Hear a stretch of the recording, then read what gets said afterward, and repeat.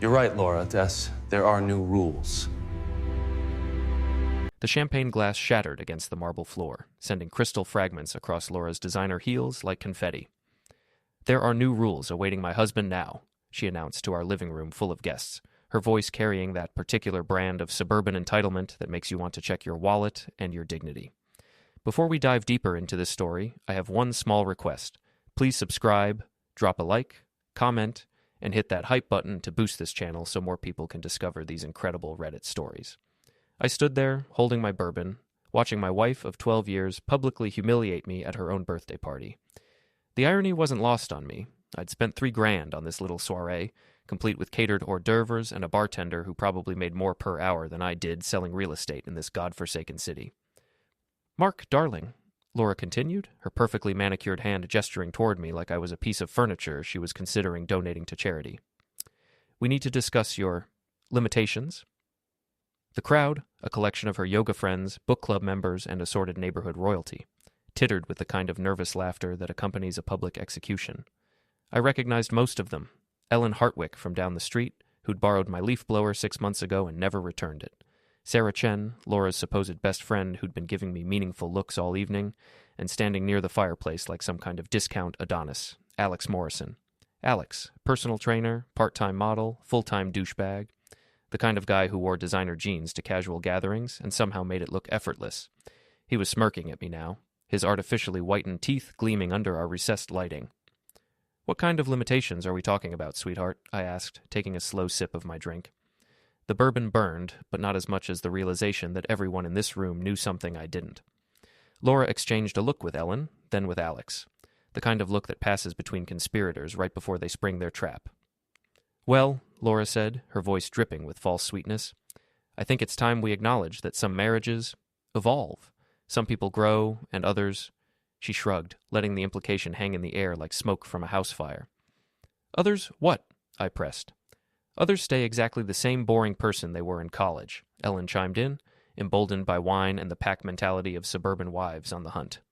The room went quiet except for the soft jazz playing through our sound system, the same playlist Laura had insisted would create the perfect ambiance for her special day.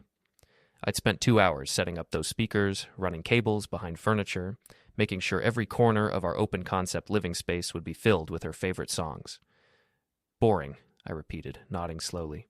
"That's interesting feedback, Ellen, especially coming from someone whose idea of excitement is organizing her spice rack alphabetically." A few people chuckled, but the tension in the room ratcheted up another notch. Laura's eyes flashed with anger. She hated when I got sarcastic in front of her friends. It was one of my many limitations, apparently. "This isn't about Ellen," Laura snapped. "This is about us, about what I need, what I deserve." "And what exactly do you deserve, honey?" She looked at Alex again, and this time he stepped forward, inserting himself into what should have been a private conversation between husband and wife. "Laura deserves to be happy," Alex said, his voice carrying the kind of confidence that comes from spending too much time looking at yourself in gym mirrors. "She deserves passion, adventure, someone who can keep up with her." The pieces clicked into place with the satisfying precision of a well-oiled machine. The late-night yoga sessions, the new lingerie I'd found in our bedroom drawer, tags still on, never worn for me, the way Laura had started working out obsessively, changing her entire wardrobe, suddenly caring about things like core strength and functional fitness. "Ah," I said, setting my glass down on the coffee table. "I see. So when you said there were new rules, you meant there was a new player in the game." Laura's face flushed, but she lifted her chin defiantly. "I meant that I'm not going to apologize for wanting more from life." "More," I echoed. "Like Alex here?" The room was silent now. Even the jazz seemed to quiet down, as if Coltrane himself was holding his breath to see how this would play out. "Like someone who appreciates me," Laura said. "Someone who makes me feel alive." I looked around the room at all these people. Neighbors I'd helped with home repairs, friends I'd invited to barbecues, couples I'd shared holidays with. They were all watching me with a mixture of pity and anticipation, waiting to see if I'd crumble or explode. Instead, I started laughing. Not the bitter laugh of a broken man, but genuine amusement. Because standing there in my own living room, surrounded by people who thought they knew me, I realized something important. They had no idea who they were dealing with. "You know what, Laura?" I said, still chuckling. "You're absolutely right. There are new rules, but I think you meant to say your new husband, not my husband." The silence that followed was so complete I could hear the ice maker cycling in the kitchen. "What?" Laura stammered. "I'm filing for divorce on Monday," I announced to the room. "So Alex here can have all the passion and adventure he wants, along with Laura's credit card debt, her student loans, and her charming habit of spending $300 a month on organic face cream." Ellen gasped. Sarah was staring at me with something that looked suspiciously like admiration. Alex's confident smirk was starting to crack around the edges. "You can't be serious," Laura said, but her voice had lost its earlier conviction. "Absolutely serious. In fact, I already moved my stuff out of our bedroom this morning. It's all in the guest room, along with the divorce papers I had drawn up last week." I picked up my bourbon and raised it in a toast. "To new rules, everyone. May you get exactly what you deserve." I drained the glass, set it down, and walked towards Sarah. "Would you like to dance?" I asked her. She looked surprised, then pleased. "I'd love to." As we moved to the center of the living room, I caught a glimpse of Laura's face. The smug confidence had been replaced by something approaching panic. Alex was looking between us like he'd just realized he might have stepped in something deeper than he'd anticipated. "You knew about this," Sarah said quietly as we swayed to the music. "I'm a real estate agent," I replied. "I'm good at reading people, and your best friend isn't as subtle as she thinks she is." "She's not my best friend anymore," Sarah said, and I could hear the steel in her voice. "I've been waiting for someone to call her out on her bullshit for months." Over Sarah's shoulder, I could see Laura frantically whispering to Ellen and Alex, trying to regain control of the situation. But the damage was done. The other guests were already starting to murmur among themselves, phones coming out to capture what was sure to become neighborhood legend. "There's something you should know," Sarah said, her lips close to my ear, "about just how deep this goes." "Oh, I'm counting on it," I replied. "But first, let's give them something to really talk about." I spun Sarah around, dipped her dramatically, and kissed her right there in front of everyone. When we came up for air, half the room was applauding and the other half was staring in shock. Laura looked like she'd been slapped. "Happy birthday, sweetheart," I called out to her. "Thanks for the party. I'll send you the bill." As Sarah and I headed for the door, I could hear Laura's voice rising behind us, trying to explain, trying to control the narrative. But it was too late for that. The story was already writing itself, and for once, I wasn't going to be the punchline. Outside, Sarah grabbed my arm. "We need to talk," she said. "There's a lot you don't know about what Laura and Alex have been planning." "Such as?" "Such as the fact that they've been trying to figure out how to get you fired from your job and declared mentally unstable so Laura can take the house and everything else." I stopped walking and looked at her. "How do you know that?" "Because Ellen's been feeding me information for weeks. She's not as loyal to Laura as everyone thinks." Sarah pulled out her phone. "And because I've been recording their conversations." She showed me the screen, a voice memo app with dozens of files, each labeled with dates and names. "Why?" I asked. "Because Laura's been treating people like garbage for years, and someone needed to document it. I just never thought—" She trailed off, looking back at the house where we could still hear raised voices through the windows. "You never thought what?" "I never thought I'd find someone worth doing something about it for." Standing there on my own front lawn, listening to my marriage implode through the windows of my own house, I realized something. This wasn't the end of anything. It was just the beginning. "Sarah," I said, "how would you like to help me show Laura and Alex what the new rules really look like?" She smiled, and it wasn't a nice smile. It was the kind of smile that meant someone was about to learn a very expensive lesson. "I thought you'd never ask." The next morning, I sat in my kitchen drinking coffee and scrolling through the screenshots Sarah had sent me at 3 a.m. Laura's phone, apparently, was a treasure trove of incriminating evidence. Text messages, photos, even voice memos she'd recorded for Alex describing in graphic detail what she wanted to do to him and what she thought of her pathetic husband. The coffee tasted bitter, but not as bitter as reading my wife's assessment of our 12-year marriage. Mark is like a piece of furniture that talks, useful for paying bills and reaching high shelves, but completely forgettable otherwise. My phone buzzed. Sarah. "Meet me at Grounded Coffee on 5th Street. I have more." Grounded was one of those aggressively hip coffee shops that charge $6 for drinks, with names like The Enlightened Hipster and Capitalist Tears. The kind of place Laura loved and I tolerated. Perfect neutral territory. Sarah was already there when I arrived, sitting in a corner booth with her laptop open and a stack of printed documents beside her. She looked different in the morning light, less like Laura's friend and more like someone with her own agenda. "How long have you known?" I asked, sliding into the seat across from her. "Known what specifically? That Laura was cheating?" "About 6 months." That she was planning to screw you over financially about 3 weeks? That Alex is basically a professional gigolo who's done this to at least 2 other married women in town? As of last night. She slid a manila folder across the table.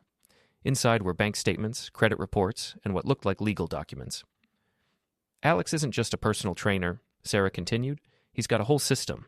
Targets wealthy, unhappy wives, gets them emotionally invested, then helps them divorce their husbands in ways that maximize the payout. Laura wasn't his first victim, she was his partner. I stared at the documents, trying to process what I was seeing. Partner how? Laura's event planning business? Half her clients are women Alex has identified as potential targets. She helps set up the initial meetings, creates opportunities for accidental encounters. They split whatever Alex makes from his consulting fees. Consulting fees. That's what they call it. Alex charges these women for life coaching and personal training while he's sleeping with them. Then he helps them navigate their divorces in exchange for a percentage of the settlement. I looked up from the papers. How do you know all this? Sarah's smile was sharp as a knife. Because Ellen isn't the only one who's been feeding me information. Alex's ex-girlfriend, Maya, works at the gym. She's been documenting his activities for months, trying to build a case against him. What kind of case? The kind where he gets arrested for fraud, conspiracy, and about 6 other felonies. She pulled out her phone and showed me a video. This is from last week. Laura and Alex discussing their timeline for getting you declared incompetent. I put in one earbud and listened. Laura's voice crystal clear. Mark's been acting erratic lately, paranoid. I'm worried about his mental state. If we can get Dr. Peterson to document some episodes... My blood ran cold. Dr. Peterson was our family physician, the one who'd been treating Laura's anxiety for the past year. They've been planning this for months, Sarah said. The affair was just the distraction. The real goal was always to take everything you have and leave you with nothing. I sat back in my chair, trying to absorb the full scope of what I was hearing. Why are you telling me this? Because Laura ruined my last relationship by spreading rumors about me cheating. Because she's been treating our friend group like her personal kingdom for years. And because... She paused, looking uncomfortable for the first time since I'd known her. Because I've been watching you deal with her bullshit for years, and you deserve better. My phone rang. Laura. Don't answer it, Sarah said. I answered it anyway, putting it on speaker. Mark, where are you? We need to talk about last night. I think there was a misunderstanding. No misunderstanding, I said. I understood perfectly.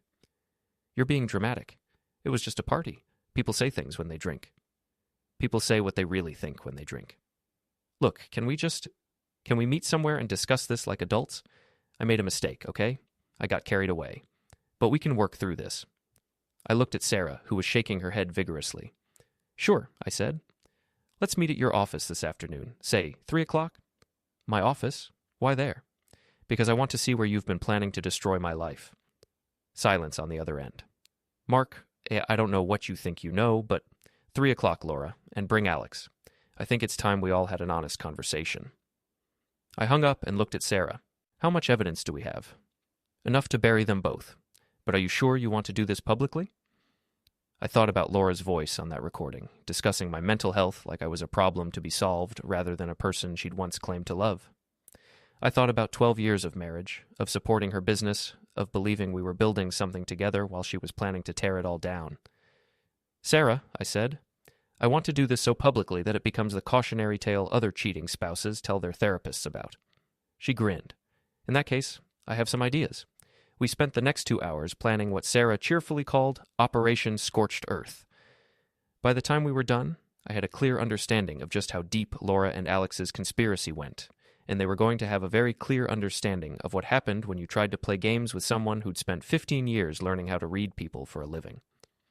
At 2:45, I walked into Laura's office building, a sleek downtown space she rented for twice what she could afford, all glass and chrome and the kind of aggressive minimalism that was supposed to impress clients. Laura was waiting in the conference room with Alex, both of them looking like they'd prepared for a negotiation. Laura had even dressed the part, her power suit, the one she wore when she wanted to intimidate vendors or difficult clients. Mark, she said as I walked in, I'm glad you came. I think we can work this out. I'm sure you do. I sat down across from them and pulled out my phone. But first, I want to play something for you. I hit play on the recording Sarah had given me. Laura's voice filled the room. Mark's been acting erratic lately. Paranoid. I'm worried about his mental state. The color drained from Laura's face. Alex shifted uncomfortably in his chair. "Where did you get that?" Laura asked. "Does it matter?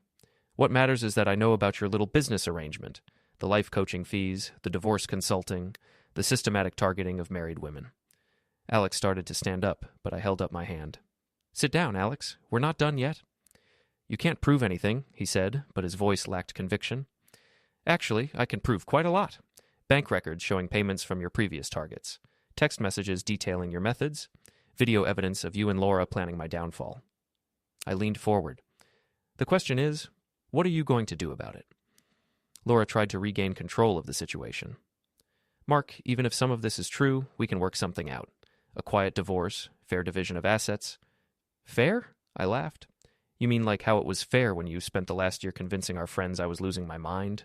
Fair like how you were planning to have me declared incompetent so you could take everything I've worked for?" "That's not... It's exactly what it is." I stood up. "But here's the thing, Laura. You made one crucial mistake." "What's that?"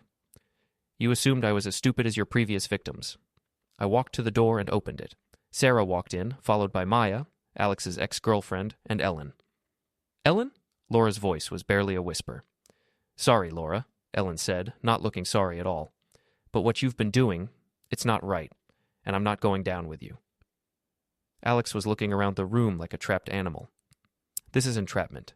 You can't use anything we said here." "We're not cops," I pointed out. "We're private citizens having a conversation, and everything we've recorded has been obtained legally." Maya stepped forward and placed a thick folder on the table. "Alex Morrison, you're being served with a civil lawsuit for fraud, conspiracy, and breach of fiduciary duty. The other women you've targeted are joining as co-plaintiffs." Alex grabbed the papers, his hands shaking. You can't do this. I never forced anyone to do anything." "No, you just systematically manipulated vulnerable women and helped them destroy their marriages for profit," Sarah said. "The courts will be very interested in your business model." I looked at Laura, who was staring at the papers like they might burst into flames. "As for you," I said, "you have a choice. We can do this the easy way or the hard way." "What's the easy way?" she asked quietly. "You sign divorce papers that give me everything I'm entitled to under the law. You dissolve your business partnership with Alex. You stay away from our mutual friends. And you never contact me again unless it's through lawyers." "And the hard way?" Sarah smiled.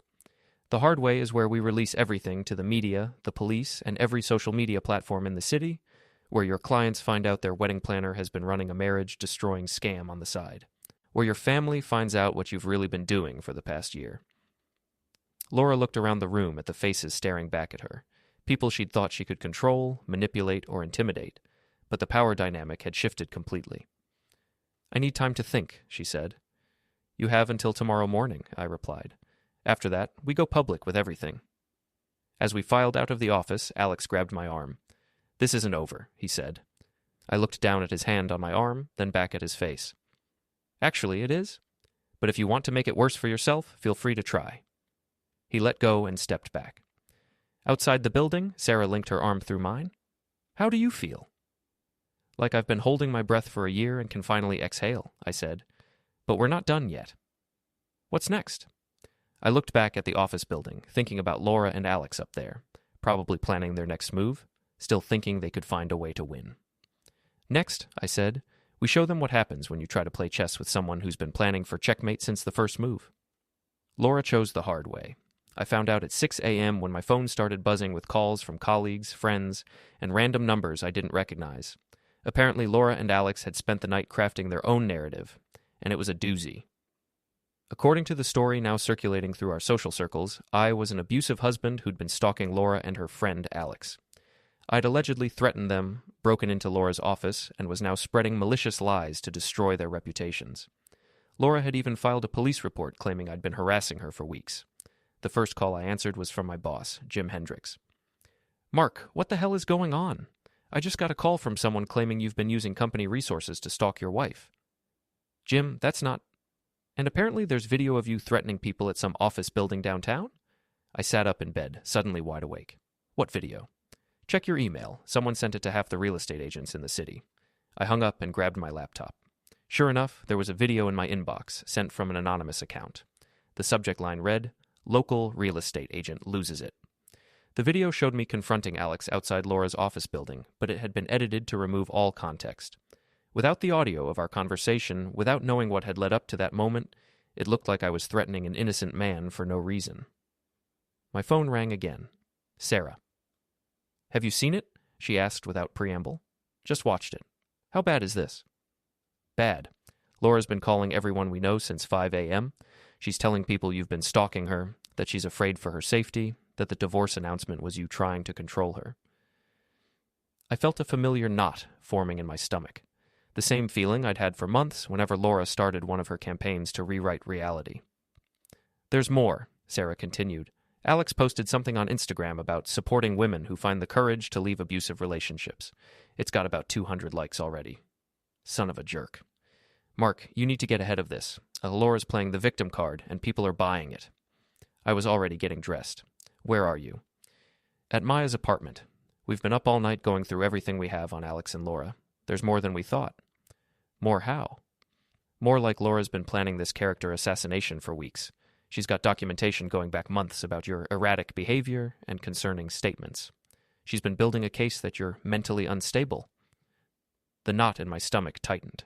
"Meet me at Grounded in 30 minutes, and bring everything." I hung up and stared at myself in the bathroom mirror. 12 hours ago, I'd felt like I was finally taking control of my life. Now I was looking at a man whose wife had just played a card he hadn't seen coming. But as I brushed my teeth and got ready to face whatever Laura had planned next, I realized something. I wasn't the same person who'd been blindsided at that birthday party. That version of me would have panicked, would have tried to defend himself by explaining and pleading and hoping people would see the truth. This version of me was going to burn their whole operation to the ground. At Grounded, Sarah and Maya had taken over a corner table, laptops and papers spread out like they were running a campaign headquarters, which I supposed they were.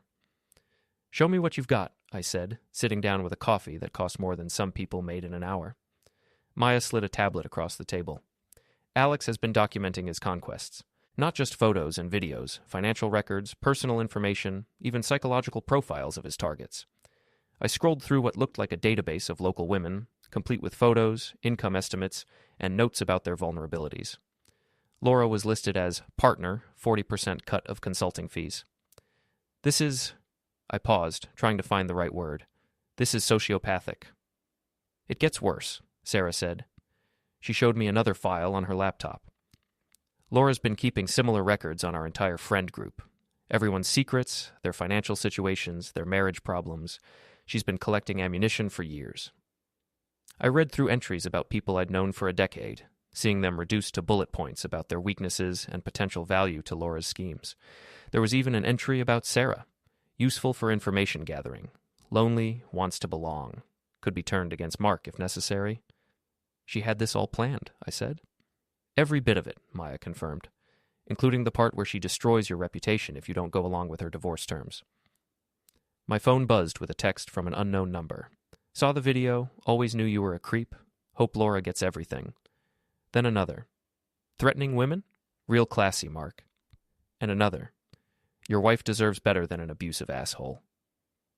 "They're really going all out," I said, showing Sarah the messages. "It's going to get worse before it gets better," she warned. "Laura's got a whole network of people who will believe whatever she tells them." I thought about that for a moment, watching the coffee shop fill up with the morning crowd. Normal people starting their normal days, probably dealing with normal problems like traffic and deadlines and whether they'd remembered to pay their electric bill. "You know what the difference is between Laura and me?" I said finally. "What?" "She thinks this is a popularity contest. She's trying to win by getting more people on her side, by controlling the narrative, by making herself look like the victim." "And you think it's something else?"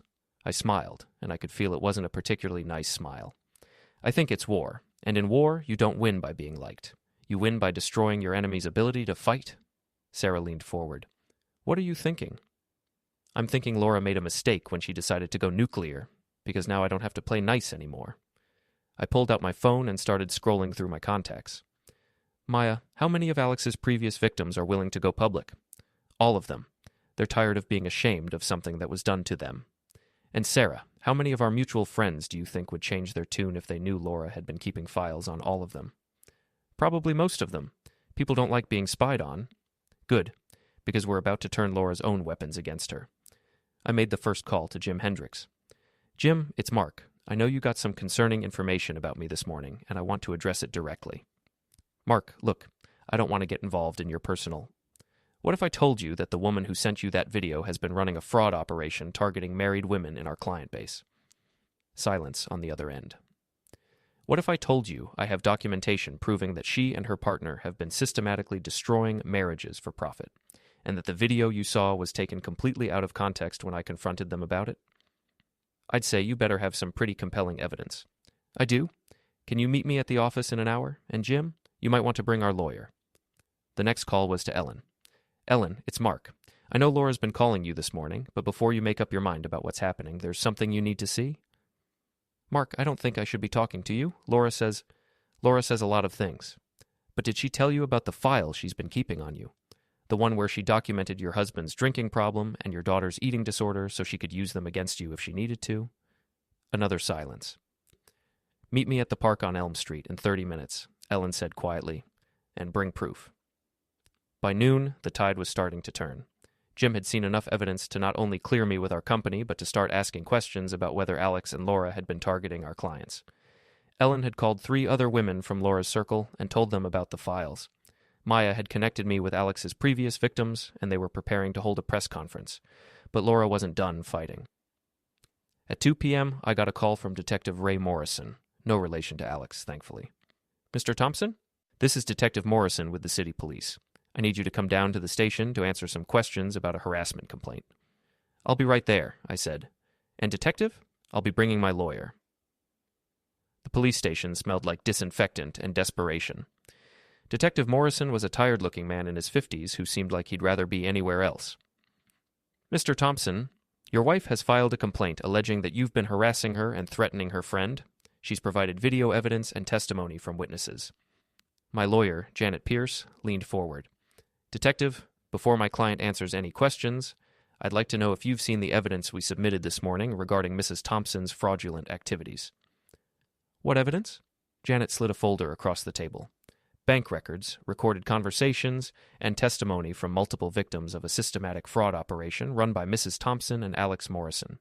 The harassment my client is accused of was actually him confronting 2 people who have been running a criminal enterprise. Detective Morrison opened the folder and started reading. His expression grew increasingly grim as he worked through the documents. This is extensive, he said finally. It is, Janet agreed. And we have more, including evidence that Mrs. Thompson has been filing false reports about my client's mental state in preparation for this exact scenario. She's been planning to have me declared incompetent, I added. The harassment complaint is just the latest step in a months-long campaign to destroy my credibility. Detective Morrison looked at me, then at the folder, then back at me. Mr. Thompson, I'm going to need you to walk me through everything from the beginning. It took 2 hours to lay out the full scope of what Laura and Alex had been doing. By the time we were finished, Detective Morrison looked like a man who just realized his simple harassment case had turned into a major fraud investigation. We'll be in touch, he said, as Janet and I prepared to leave. And Mr. Thompson, you might want to be careful. If even half of what you've told me is true, these people are more dangerous than they appear. Outside the station, Janet put her hand on my arm. Mark, are you sure you want to keep pushing this? Laura's going to escalate, and it's going to get uglier. I looked back at the police station, thinking about Detective Morrison's warning, thinking about the text messages still coming in from people who believed Laura's version of events. Janet, I said, it's already as ugly as it gets. The only question now is who's going to be left standing when it's over. My phone buzzed with another text, this one from Sarah. Emergency. Meet me at Maya's apartment right now. Laura and Alex are planning something big. I showed the message to Janet. Go, she said, but be careful and document everything. As I drove across town, I realized that Detective Morrison was right about one thing. Laura and Alex were more dangerous than they appeared. But what he didn't understand was that I was too. And they were about to find out just how dangerous a man could be when he had nothing left to lose and everything to gain. Maya's apartment was in chaos when I arrived. Sarah was pacing by the window, Maya was frantically typing on her laptop, and Ellen was sitting on the couch looking like she'd seen a ghost. What's the emergency? I asked. Sarah turned from the window, her face pale. Laura and Alex are planning to destroy more than just your reputation. They're going after everyone who's been helping us. What do you mean? Maya looked up from her laptop. I just got fired from the gym. My boss said they received credible information that I was stealing from clients and using gym resources for personal vendettas. And I got a call from my ex-husband's lawyer, Ellen added, her voice shaking. Somehow he found out about my daughter's eating disorder and is using it to challenge our custody arrangement. I felt the blood drain from my face. How could he know about that? From Laura's files, Sarah said grimly. She's not just defending herself anymore. She's going scorched earth on anyone who's crossed her. I sat down heavily in Maya's desk chair. What else? Your boss got an anonymous tip that you've been embezzling client funds, Sarah continued. And someone called the state licensing board claiming you've been practicing real estate without proper certification. That's insane. I've been licensed for 15 years. Doesn't matter. They have to investigate any complaint, which means your license gets suspended pending review. Maya closed her laptop and looked at me. Mark, they're not just trying to win anymore. They're trying to make sure that even if they lose, we all lose everything too. I stared at the wall, trying to process the scope of what Laura and Alex were attempting. It wasn't just revenge, it was systematic destruction of everyone who'd oppose them. There's more, Ellen said quietly. Laura called my mother this morning. Told her I was having an affair and neglecting my kids. My mom's been crying for 3 hours. Jesus Christ, I muttered. It gets worse, Sarah said. Alex posted on social media that Maya has been stalking him and making false accusations. He's got screenshots of text messages that look like harassment, but they are taken completely out of context. I stood up and started pacing. They're playing a different game than we are. We've been trying to expose the truth, and they're just trying to burn everything down. So what do we do? Maya asked. I thought about that for a moment. Laura and Alex had escalated beyond anything I'd anticipated. They weren't just defending themselves, they were actively trying to destroy the lives of everyone who'd stood against them, which meant the gloves were officially off. We give them what they want, I said finally. What? Sarah looked at me like I'd lost my mind. They want a war? They want to make this public and ugly and destructive? Fine. But we're going to do it on our terms, not theirs. I pulled out my phone and started making calls.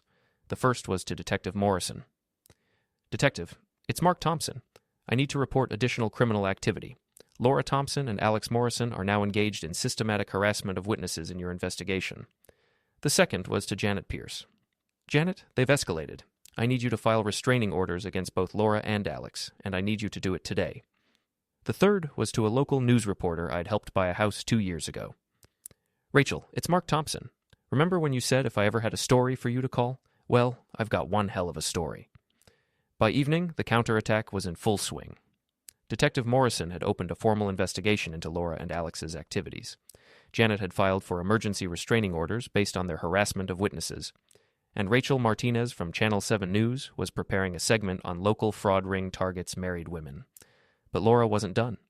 At 8 p.m., she showed up at Maya's apartment. We heard the pounding on the door first. Not knocking, but actual pounding, like someone was trying to break it down. Maya Chen, I know you're inside. Laura's voice was sharp, frantic. You've ruined everything, you deceitful liar. Maya looked through the peephole. She's got Alex with her, and she looks unhinged. Call the police, I said, but Sarah was already dialing. The pounding continued, getting more violent. Mark, you coward, come out here and face me. This is perfect, I said, pulling out my phone to start recording. Keep her talking. Maya cracked the door, keeping the chain lock engaged. Laura, you need to leave. The police are on their way. The police? Laura laughed, but it wasn't a sane sound. The police work for me, honey. My friend Detective Heller is going to make sure you all pay for what you've done. Detective Heller? I called out, still recording. You mean the detective who's been helping you file false reports? Mark, Laura's voice cracked with rage. You destroyed everything. My business, my reputation, my life. For what? Because I found someone who actually appreciates me? I destroyed your life? I moved closer to the door, making sure my phone was capturing everything. Laura, you destroyed your own life when you decided to run a fraud operation instead of just asking for a divorce. Fraud? I helped women find happiness. I helped them escape from men like you. You helped yourself to their money while you ruined their marriages, Sarah called out. Shut up, Sarah. You were supposed to be my friend. I trusted you. You kept files on me, Sarah replied. You documented my personal life so you could use it against me. That's not friendship, Laura. That's surveillance. The pounding stopped suddenly. Through the peephole, Maya could see Laura and Alex having an intense, whispered conversation. "They're planning something," she said quietly. A moment later, Alex's voice. "Maya, this is Alex. I know you're upset about the gym thing, but that wasn't personal. If you just come out and talk to us, we can work this out." "Like you worked it out with the other women you scammed," Maya replied. "I never scammed anyone. I provided services that people paid for willingly." "Services like helping them destroy their marriages?" "I helped them find the courage to leave relationships that weren't working?" I couldn't help but laugh. "Alex, you're standing outside someone's apartment at 8 p.m., pounding on their door and making threats, and you want us to believe you're some kind of relationship counselor?" "I'm not making threats. I'm trying to have a conversation." "The conversation is over," I said. "You lost, both of you. The police know what you've been doing, the media knows, and pretty soon everyone in this city is going to know." "You think you've won?" Laura's voice was getting higher, more unstable. "You have no idea what I'm capable of, Mark. No idea what I've been planning. Enlighten me. Your precious real estate license, gone. Your reputation, destroyed. Your friends, they're going to find out things about you that will make them never want to see you again." "What things, Laura? What could you possibly know about me that's worse than what I know about you?" Silence for a moment. Then, "Ask Sarah about the photos." I looked at Sarah, who had gone completely white. "What photos?" I asked. Sarah was staring at the door like she could see through it. "Laura, you wouldn't." "Try me." Maya was still looking through the peephole. "They're leaving," she said. "But Laura's smiling, and it's not a good smile." As soon as their footsteps faded, I turned to Sarah. "What photos?" Sarah sat down heavily on Maya's couch. "Last year, when Laura and I went to that spa weekend in Chicago, she set me up, got me drunk, arranged for me to be in a compromising position with someone, and took photos." "Compromising how?" "The kind of photos that would end my career and destroy my relationship with my family." Ellen looked confused. "But why would she do that?" "Insurance," I said, the pieces clicking into place. She was collecting leverage on everyone in her life. The files, the photos, the documented secrets. It was all insurance in case she ever needed to control people. Sarah nodded miserably. "She's had those photos for months. I've been terrified she'd use them." "And now she's desperate enough to do it," Maya added. I looked around the room at these three women who'd risked everything to help me expose Laura and Alex's operation. Ellen, who'd turned against her closest friend. Maya, who'd lost her job. Sarah, who'd been living under the threat of blackmail for months. "No," I said finally. "No what?" Sarah asked. "No, she's not going to destroy your life, or any of your lives, because we're not going to let her." "Mark, you don't understand. If those photos come out, they're not coming out, because tomorrow morning we're going to end this once and for all." I pulled out my phone and started scrolling through my contacts. "What are you doing?" Maya asked.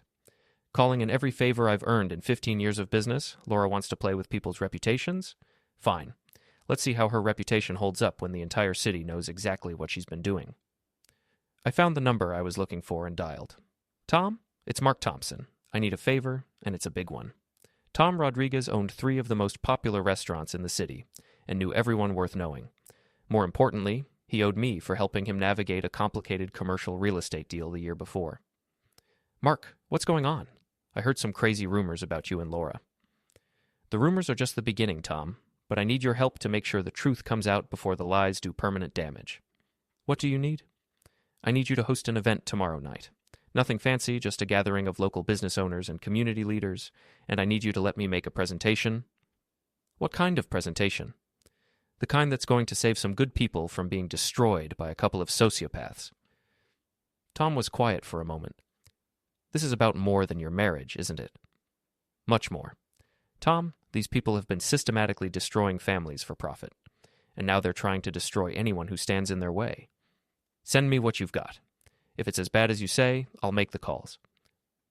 I hung up and looked around the room. "Tomorrow night," I said, "we're going to give Laura and Alex the public forum they seem to want so badly, and we're going to make sure everyone in this city knows exactly who they're dealing with." Sarah looked skeptical. "Mark, what if this backfires? What if people don't believe us?" "Then we'll have tried everything," I replied. "But Sarah, I've spent 15 years learning how to read people, how to present information in ways that make them want to buy what I'm selling. Tomorrow night, I'm going to sell the truth so hard that Laura and Alex won't be able to give away their lies."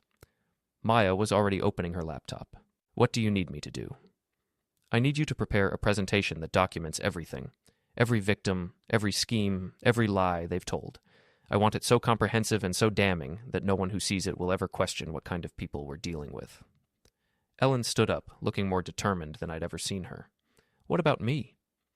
"You're going to help me make sure every person who matters in this city is in that room tomorrow night, because Laura's about to learn what happens when you threaten the wrong people."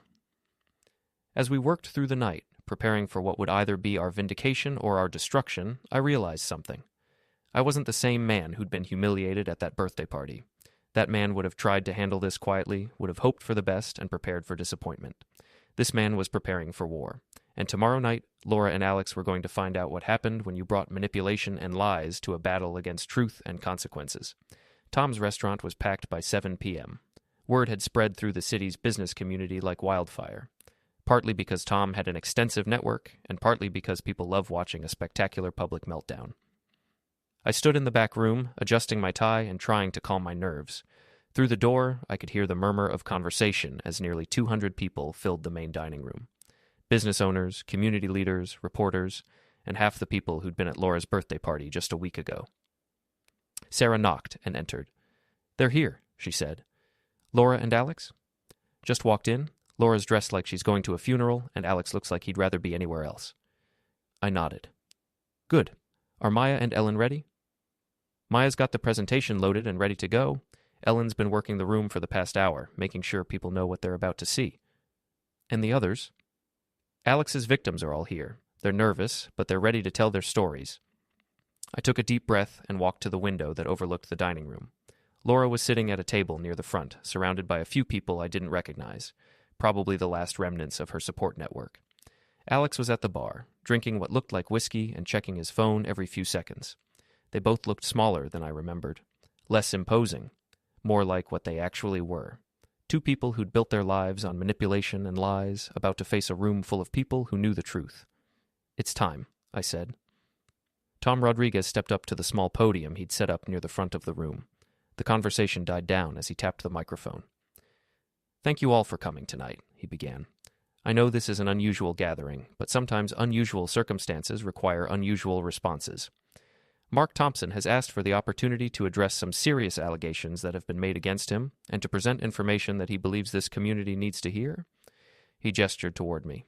"Mark?" I walked to the podium, feeling the weight of 200 pairs of eyes on me. Laura was staring at me with undisguised hatred.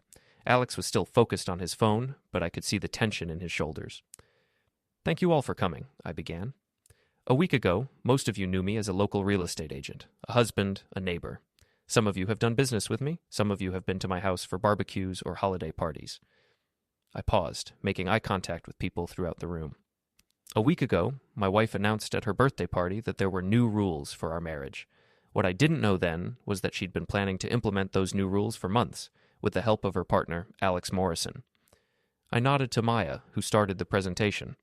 The first slide appeared on the screen Tom had set up, a simple title, "The New Rules of Ruin: How Two People Systematically Destroyed Marriages for Profit." A murmur went through the room. Laura started to stand up, but Alex grabbed her arm and pulled her back down. "What you're about to see," I continued, "is documentation of a systematic fraud operation that has targeted at least 12 families in our community. The goal was simple: identify unhappy wives, seduce them away from their husbands, and help them divorce in ways that maximized financial gain for everyone involved except the husbands and children." The next slide showed bank records, payments from various women to Alex Morrison for personal training and life coaching services, with corresponding payments from Alex to Laura for event planning consultation. Laura Thompson and Alex Morrison developed a system. Laura would identify potential targets through her event planning business and social connections. Alex would make contact, usually at social events or through the gym.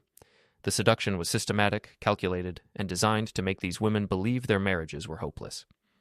I clicked to the next slide, excerpts from the files Laura had kept on our friends and neighbors. But it wasn't enough to destroy marriages. They also collected information on everyone in their orbit: friends, neighbors, business associates, personal secrets, financial information, family problems, all of it cataloged and saved for potential use as leverage. Ellen stood up from her table. "That's how Laura knew about my daughter's eating disorder," she said, her voice carrying clearly through the room. "She documented it so she could use it against me if I ever crossed her."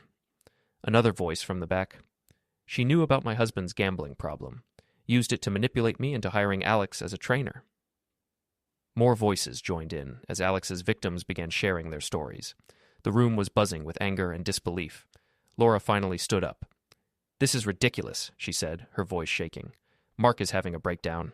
He's been harassing me and Alex for weeks. This whole presentation is just his way of trying to justify stalking and threatening us." "Is that right, Laura?" I asked. "Am I having a breakdown?" "Yes. You've been acting erratically for months. I've been documenting it because I was worried about your mental health." I nodded to Maya, who clicked to the next slide, a recording device and a transcript. "This is a recording of a conversation between Laura Thompson and Alex Morrison, made 3 weeks ago," I said. "Maya, would you play the audio?"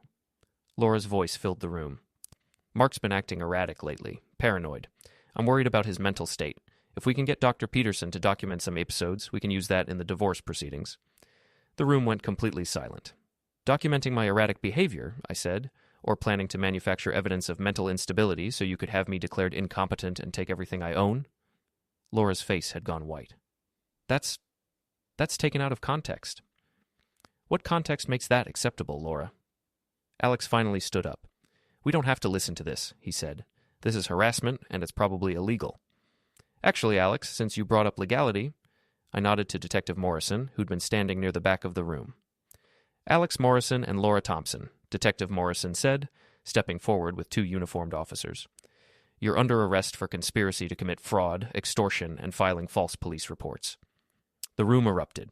People were standing, talking, pointing. Phones were out, recording everything. Alex tried to run for the back exit, but Tom's staff had quietly positioned themselves at all the doors. As the officers handcuffed Alex, he looked at me with pure hatred. "This isn't over," he said. "Actually, it is," I replied, "but thank you for making that threat in front of 200 witnesses and 3 news cameras." Laura was crying now, mascara running down her cheeks as the second officer read her rights. "Mark, please, we can work this out. I made mistakes, but we can fix this." I walked over to her, close enough that only she could hear me. "Laura," I said quietly, "you spent months planning to destroy my life, steal my money, and have me declared mentally incompetent. You kept files on our friends so you could blackmail them. You tried to ruin the lives of people who were helping me expose your crimes." I paused, looking into her eyes. "There are new rules now," I continued, "and the new rule is that actions have consequences. Real ones, the kind that don't go away when you cry or make excuses or try to blame other people." As the officers led Laura and Alex toward the door, the crowd parted like they were contagious. People were staring at them with a mixture of disgust and fascination, watching 2 people who'd seemed so confident and untouchable just hours before, now reduced to common criminals being hauled away in handcuffs. Rachel Martinez from Channel 7 was already interviewing some of Alex's victims. Tom was fielding questions from other reporters. Ellen was crying, not from sadness, but from relief. Sarah appeared at my side. "How do you feel?" she asked. I watched through the window as Laura and Alex were put into separate police cars. Laura was still crying. Alex was staring straight ahead, probably already planning his legal strategy.